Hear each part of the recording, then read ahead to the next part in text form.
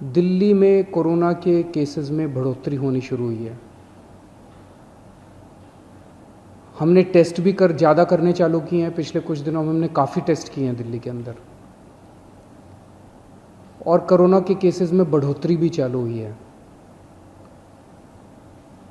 कल हमारे पास 736 केसेस के टेस्ट की रिपोर्ट आई। उन 736 में से 186 कोरोना के मरीज निकले, यानी कि 25% लोग कोरोना के मरीज निकले। 186 तो काफ़ी ज़्यादा है। ये 186 के 186 सभी एसिम्प्टोमेटिक हैं। इनमें किसी में भी सिम्टम्स नहीं है। किसी को बुखार नहीं है, किसी को खांसी नहीं है, किसी को सांस की शिकायत नहीं थी। उनको पता ही नहीं था कि उनको कोरोना है। उनको पता ही नहीं था कि वो कोरोना लेके घूम रहे हैं इधर उधर। ये और भी खतरनाक बात है कि कोरोना फैल चुका है। बहुत सारे लोग कोरोना लेके घूम रहे हैं, और ये बीमारी ऐसी है कि किसी को पता भी नहीं चलता कि मुझे बीमारी हो गई। दिल्ली में कोरोना तेजी से फैल रहा है, पर अभी स्थिति नियंत्रण के बाहर नहीं है। स्थिति नियंत्रण में है।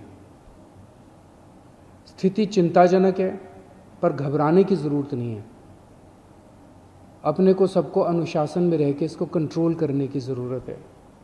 तो आज जब ये निर्णय अपने को लेना है कि कल से कुछ ढिलाई देनी है कि नहीं देनी, मैं भी देना चाहता हूँ ढिलाई। इतनी सख्ती बड़ी मुश्किल हो जाती है। कैसे लोगों का गुजारा चलेगा, कैसे लोगों की रोजी रोटी चलेगी, कैसे लोगों का घर चलेगा। लोग बहुत मुश्किल में हैं।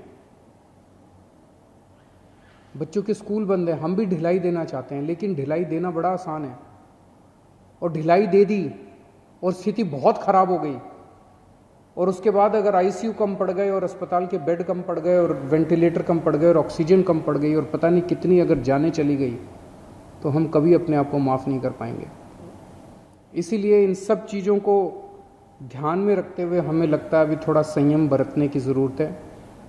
हमने निर्णय लिया है, अपने दिल्ली वासियों की ज़िंदगी का ख्याल रखते हुए, सबकी सेहत का ख्याल रखते हुए, कि फ़िलहाल लॉकडाउन की शर्तों में कोई ढिलाई नहीं दी जाएगी।